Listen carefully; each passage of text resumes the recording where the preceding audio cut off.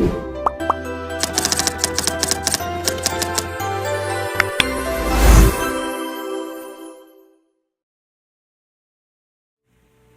day everyone. Our topic for today is about designing social work research studies.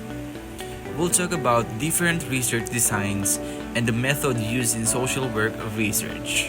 Our focus will be on four main topics, which is the type of research design, quantitative versus qualitative approaches, mixed methods research, and indigenous research methodologies. Okay, what is research design? Research design as a blueprint or plan for your study. It shows us how we'll collect, analyze, and interpret the data to answer the research questions. Ano ba dapat ang ilagay sa research design na yan? Ang kaya ko lang kasing ilagay sa research design ay yung Christmas tree. Joke lang po. So, ang research design po ay isang strategy para masagot ang mga tanong o question sa research natin. Ito ang magdidikta ng overall na paraan kung paano natin i-collect at i-analyze ang data natin. Pwedeng mga quantitative research design kung balak mong mag-deal with numbers o statistics sa research mo. Consider descriptive kung maglalarawan ka lang ng percentages sa mga datos or correlational kung ang hinahanap mo ang relasyon sa pagitan ng dalawang variables. Kung gusto mo naman pag-aralan ng mga umuusbong na pangyayari sa pamamagitan ng pag-interview, pwedeng qualitative research design ang gamitin mo. Isang halimbawa nito ay yung phenomenology kung saan pinag-aaralan natin ang karanasan ng mga tao. Pwede bang parehas na quantitative at qualitative research design ang gamitin mo? Pwede kung ang gamitin mo ay yung mixed method. So ang mixed method research design, ito naman ang paraan ng pagkolekta at pag-analyze ng datos kung saan pinaghahalo ang quantitative at qualitative research design. Pwedeng sequential exploratory design kung saan nauuna ang pagkolekta at pag-analyze ng qualitative data at pagkatapos naman ay ang pag-collect at pag-analyze ng quantitative data.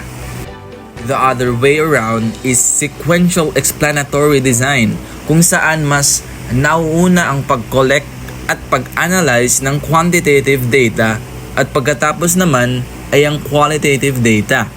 Matapos makolekta ang parehas na dulo, ay ina-analyze natin ang data as a whole para makita ang kabuuang opinion at statistics sa ating thesis. Ngayon naman, pag-usapan natin ang qualitative versus quantitative approaches. The qualitative approach in research focuses on exploring and understanding phenomena through non-numerical data such as interviews, observation, and text. It seeks to uncover deep insights into people's experience, emotion, and social context. So, ang qualitative approach ay ginagamit kapag nais mong magtuklas ng mga malalalim na pananaw at karanasan ng mga tao. So, yung qualitative approach, hindi ito gumagamit ng mga numero, kundi mga salita, kwento, obserbasyon upang maunawaan mo ang mga ugali, motibo, at damdamin ng mga tao sa kanilang natural na kapaligiran. So, karaniwan itong ginagamit sa mga paksang hindi kayang sukatin gamit ang mga numero at mas nagpo-focus sa kalidad ng mga impormasyon kaysa sa dami. So next, punta naman tayo sa quantitative approach. So the quantitative approach involves the collection and analysis of numerical data to identify patterns, relationships, or trends. It aims to quantify variables and test hypotheses using statistical methods to derive generalizable result. So, ang quantitative approach ay ginagamit kapag ang layunin mo ay sukatin at kwantipikahin ang mga variable gamit ang mga numerical na datos. So, ang mga datos na ito ay sinusuri gamit ang mga statistical na pamamaraan upang matukoy ang mga relasyon o pattern sa pagitan ng mga variables. So, karaniwan, ginagamit ito para mag-test ng hypothesis at upang gumawa ng generalization sa mas malaking populasyon. So, halimbawa dito, kung nais mong malaman kung may epekto ba ang oras ng pag-aaral sa mga marka ng estudyante, maaari kang magsagawa ng survey kung saan ang mga estudyante ay magbibigay ng mga numerical na sagot tulad ng pagbilang ng oras ng pag-aaral at ng kanilang average na marka.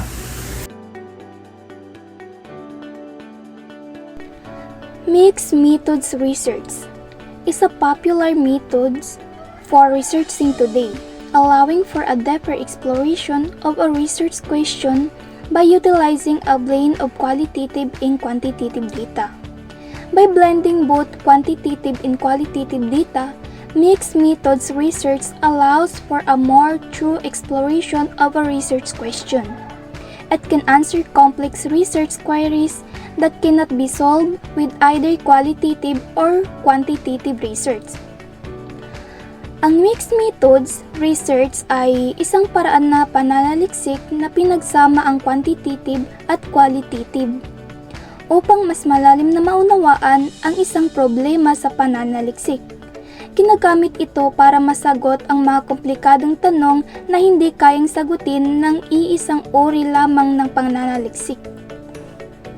When to use mixed methods research?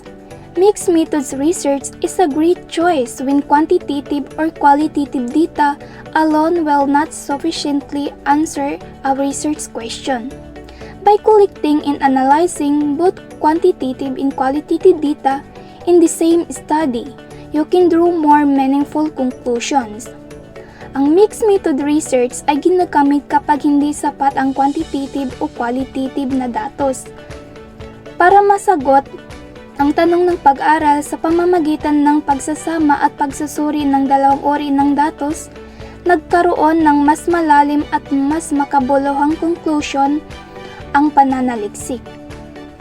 There are several reasons why mixed methods research can be beneficial, including generalizability, contextualization, and credibility.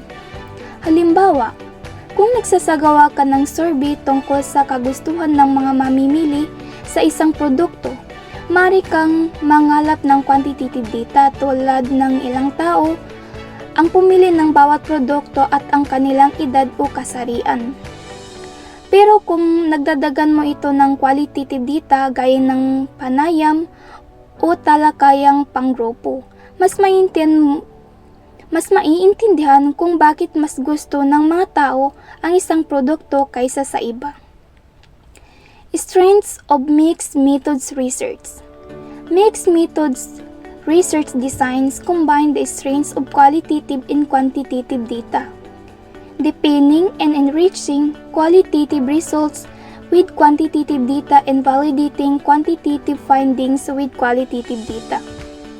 This method offers more flexibility in designing research combining theory, generation, and hypothesis testing and being less tied to discipline and established research paradigm. Halimbawa, sa isang pag-aaral tungkol sa epekto ng ehersisyo sa kalusugang pangkaisipan, ginagamit ang mixed methods research upang masuri ito mula sa iba't ibang pananaw. Una, maaaring mangalap ng quantitative data sa pamamagitan ng mga survey upang makita ang pangkalahatang antas ng pisikal na aktibidad at kalusugang pangkaisipan ng mga kalahok. Pagkatapos nito, magsasagawa ng qualitative interviews upang mas malalim na maunawaan ang karanasan at pananaw ng mga kalahok tungkol sa ehersisyo at sa epekto nito sa kanilang mental health. Sa ganitong paraan, naging mas buo at mas malalim ang pag-unawa sa paksa. Through a mixed methods approach, researchers could more easily compare and contrast the results to better understand the phenomenon as a whole. Additionally, mixed methods research is useful when there are conflicting or differing results in different studies. by combining both quantitative and qualitative data. Mixed methods research can offer insights into why those differences exist. Halimbawa, kung ang quantitative survey ay nagbibigay ng isang resulta, ngunit ang iba naman ay lumabas sa quantitative interview, magagamit ang mixed methods research upang alamin kung ano ang mga dahilan o salik na nagdulot ng pagkakaibang ito. Sa pamamagitan ng pagsasama ng datos mula sa parehong pamamaraan, mas malinaw at mas tumpak na mauunawaan ng mananaliksik ang kabuuang sitwasyon. Indigenous research definition.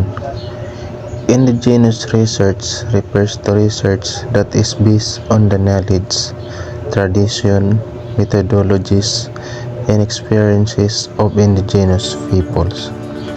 This approach emphasizes the importance of indigenous ways of knowing, and it seeks to recognize, preserve, and respect the cultural context of these communities.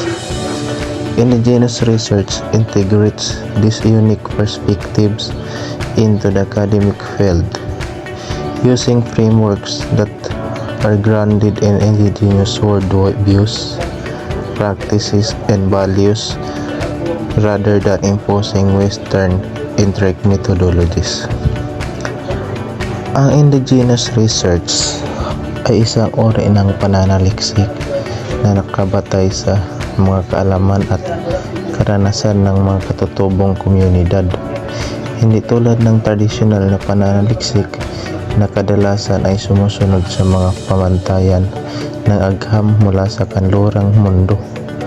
Ang indigenous research ay nagbibigay pansin sa mga pamamaraan at pananaw ng mga katutubo na nagpapakita ng kanilang sariling kultura, kasaysayan at kaalaman. Dito ang layunin ay hindi lamang mangalap ng mga datos o impormasyon, kundi kilalanin at pahalagahan ang mga katutubong pamamaraan, pag-unawa sa mundo at ang mga tradisyonal nilang kaalaman na naipasa mula sa mga ninuno. Mahalaga na ang mga mananaliksik ay gumagamit ng mga pamamaraan na magalang at may paggalang sa mga komunidad na kanilang pinag-aaralan, at hindi sila nagiging mapanghimasok o nananakop sa kanilang kultura. Bakit mahalaga ang indigenous research? Ang indigenous research ay napakahalaga sa pagkatuto ay isang paraan upang bigyan ng tinig at halaga ang mga katutubong komunidad na madalas ay hindi naririnig sa tradisyonal na mga uri ng pananaliksik. Maraming mga katutubong komunidad ang may mga tatanging kaalaman hindi nakikita sa mainstream na agap. Kaya sa pamamagitan ng indigenous research ang kanilang mga karanasan, pamamaraan ay pananaw ay napapahalagahan sa malawak na konsepto.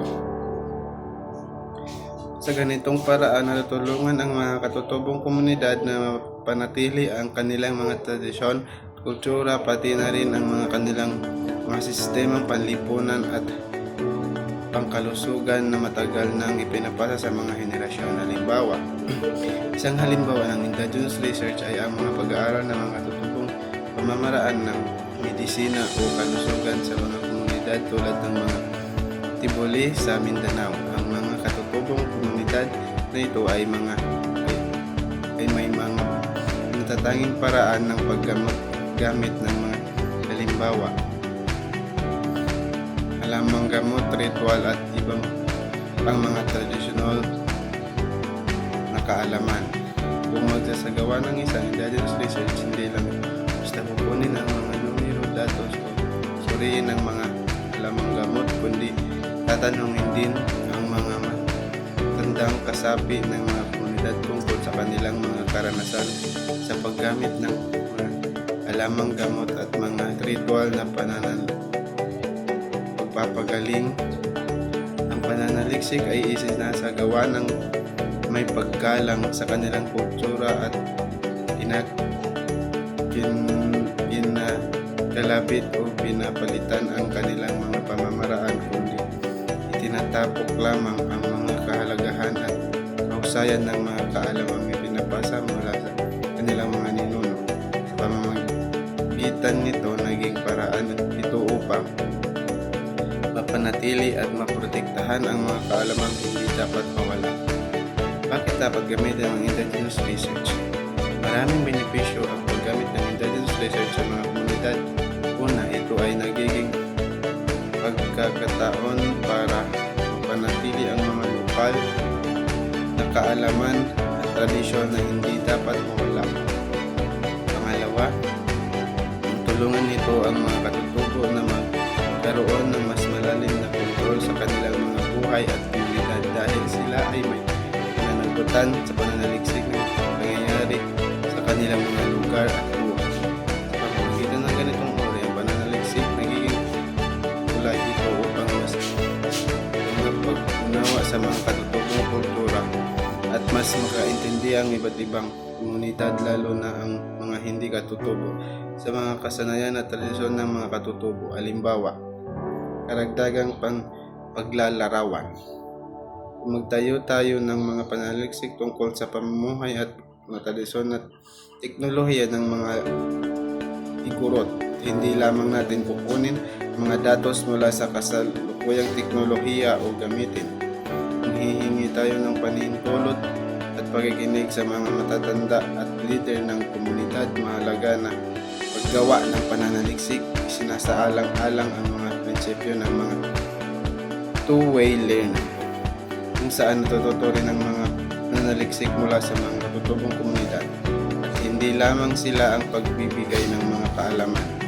Isang magandang halimbawa ay ang mga katutubong sistema ng agrikultura na gagamit ng mga igurot tulad ng rice terraces. Ang indigenous research ay naglalayong mas mapalalim ang ating pagkaunawa sa kanilang sustainable farmer techniques at kung paano nila ito mapapanatili sa loob ng mga henerasyon sa kabila ng mga modernong teknolohiya.